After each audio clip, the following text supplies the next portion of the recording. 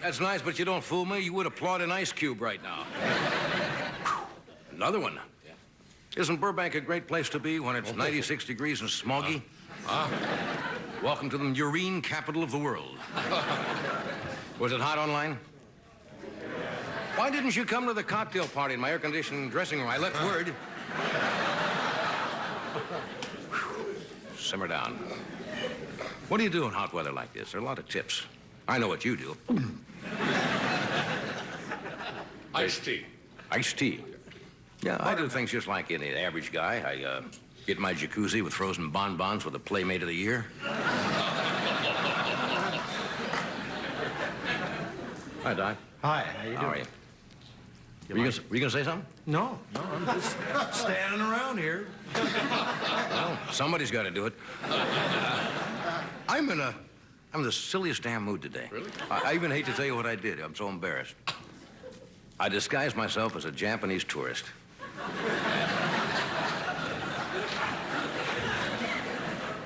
Took pictures of my house in Bel Air.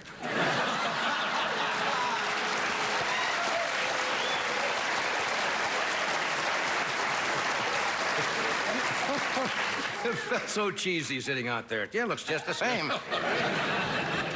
Nice to have you here. We have a good show tonight, and after the show, I recommend for your dining pleasure a brand new steakhouse that opened here on Burbank's famed Restaurant Row. One of the great steakhouses. Well, not too good.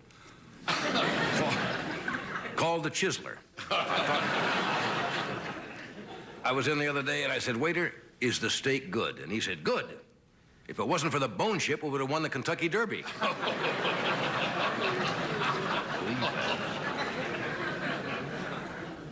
Anyway, this so far has not been my week. I bought the Borscht and Blintz concession at the Olympics.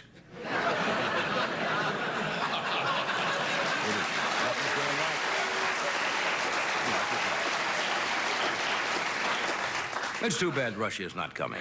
It really is. You know, I'll tell you why. It's for the athletes. These kids who work for 4 years, you know, to peak out for 1 year, and they ought to keep politics out of this and try to just do it that way. But anyway. Yeah, and today, Bulgaria, another Eastern Bloc communist nation, pulled out also. So we're not going to get to see Bulgaria, and we're going to miss their champion cheese pudding team. They can lob a Gouda clear across the river Schmink. Now, you're getting a lot of reasons why the Russians aren't coming. They say that they're afraid to have their athletes come to California because they think, well, I think I know what it is. During an election year, the athletes would pick up crazy ideas over here, like having an election with more than one candidate, for example. Anyway, I guess it's not, is it a fait accompli yet, or is there a chance that they might change their mind? Well, we'll find out. Maybe so. Let's see what else has happened. Vice President Bush is in Japan. That leaves President Reagan in charge. It's kind of scary.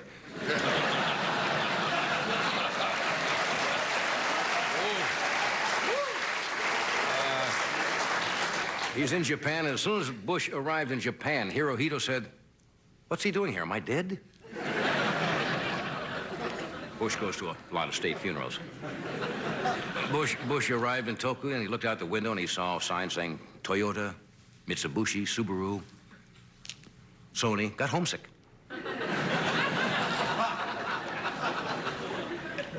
The Pope is in New Guinea. Did you see those fascinating pictures? What are you laughing at?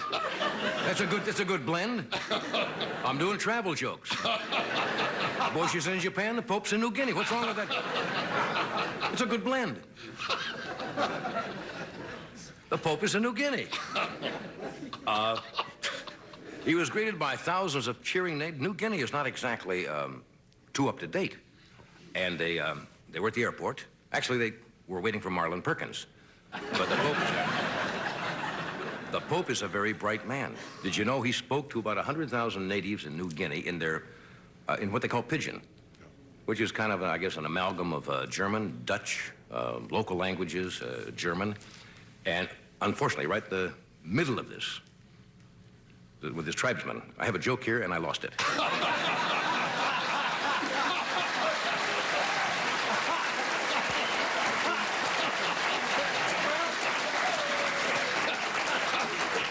A lot of guys wouldn't admit that. I got right in the middle of it, and I said, this is going no place. I garble this, I got it out of sequence, and it's not going to be funny when I get there. Why not tell the audience? You blew it. You respect me for that, don't you?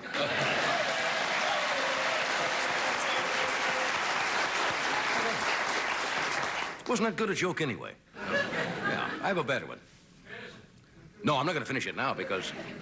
Well, now you'd applaud just because you want to make me feel good. What I was going to say that during the... Let me show you what I mean. During his speech to these warring tribesmen, he was interrupted by a group of protesters carrying a sign that says, bow and arrow freeze. Now, did I make my point? No. You were right. I was right. Finish it. Guy in the back, son, I finish it. And die. Because this guy said...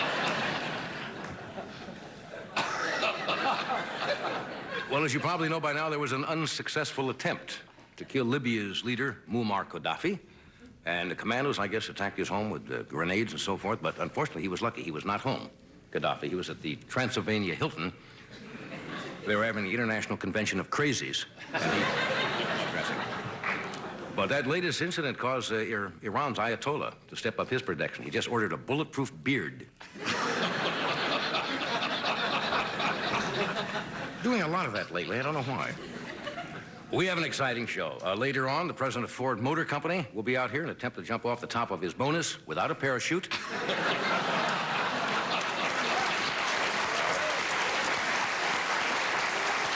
We got a good... You're in a good mood. We got a great show. We have Miss Cloris Leachman, a very bright, funny lady. And speaking of the Olympics, we have a gentleman who is a marathon runner who won a silver medal in 1912. As a matter of fact, he was one of the gentlemen the other day in New York who carried the torch, I guess, for, I don't know how far, but we'll find out. He's 92 years old. His name is Abel Kiviat. He is here from 1912. So stay where you are, and we'll be...